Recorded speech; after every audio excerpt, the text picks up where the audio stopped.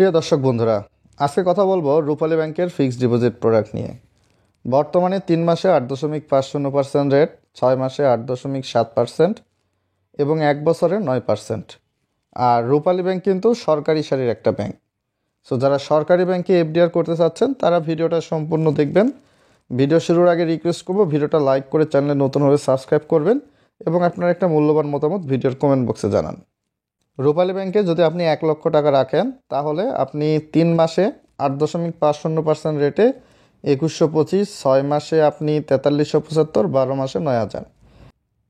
2 লাখে 3 মাসে 4250, 6 মাসে 8750, 12 মাসে 18000।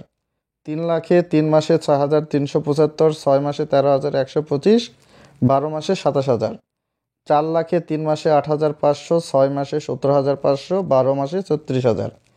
5 লাখে 3 মাসে 10,625, 6 মাসে 21,875, 12 মাসে 45,000।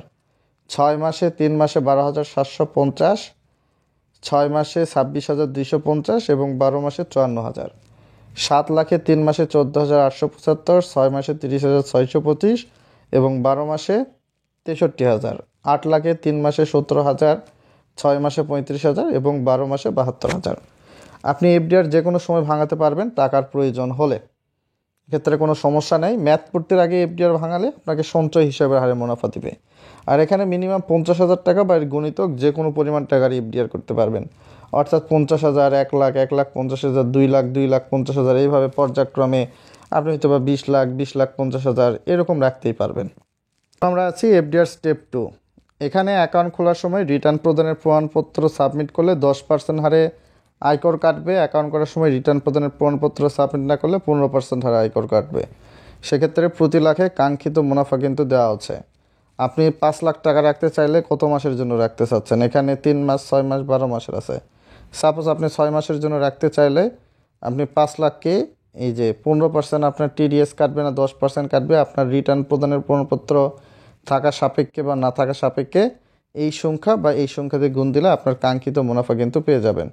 তো সেই হিসাবে প্রতি লাখে 15% কাটার পর 3 মাসে 1806, 6 মাসে 3719, 12 মাসে 7650।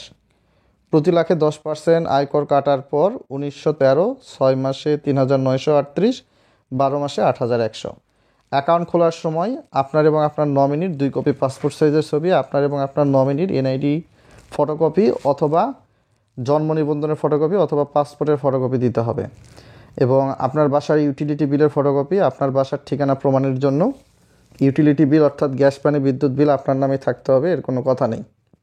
তো এইগুলো ডকুমেন্টস নিয়ে আপনি রূপালী ব্যাংকের যে কোনো শাখায় গিয়ে এফডিআরটি খুলতে পারবেন।